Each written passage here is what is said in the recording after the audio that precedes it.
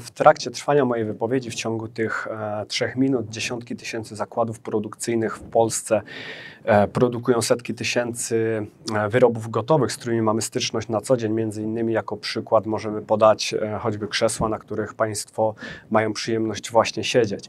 Jak zatem możemy te procesy produkcyjne usprawnić? Możemy je usprawnić poprzez budowę odpowiednich baz wiedzy. Czym zatem te bazy wiedzy są?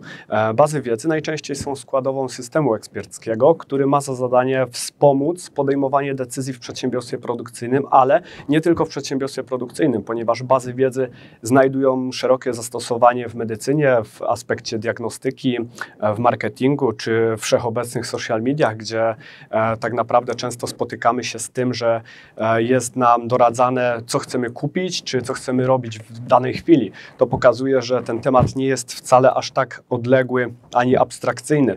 Bazy wiedzy w prostym ujęciu to zbiór powiązanych ze sobą logicznie reguł, opisów faktów, definicji pojęć. Najczęściej te reguły zapisujemy w postaci implikacji, czyli na przykład oprę się tu o inżynierię produkcji. Jeśli chcemy wytworzyć część o kształcie tulei i produkcja ma być wielkości średnioseryjnej, to w rezultacie dobierzemy półfabrykat, który będzie na przykład pręcem walcowanym. Oczywiście takich przykładów można mnożyć i mnożyć z uwagi choćby na dziedziny, które podałem nieco wcześniej.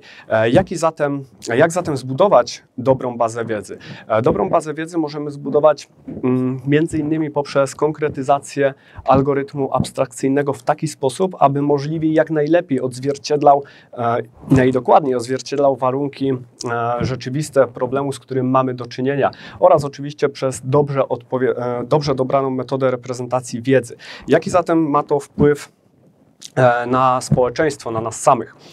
Wszak produkcja, a bardziej jej efekty są z nami w życiu codziennym. Są to krzesła, stoły, lampy i wszystko to, co tutaj w tej sali nas otacza.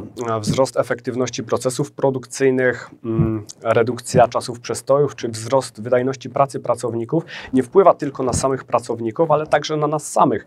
Choćby z uwagi na aktualną pandemię spotkaliśmy się często z tym, że popyt na niektóre dobra, które chcemy zakupić, znacznie przewyższa podaż. Celem mojej pracy badawczej jest stworzenie takich baz wiedzy, które przyczynią się do eliminacji marnotrawstwa oraz wniosą wartość dodaną dla przedsiębiorstw, ale także dla otoczeń tych przedsiębiorstw, w którym one prosperują. Bardzo dziękuję za wysłuchanie.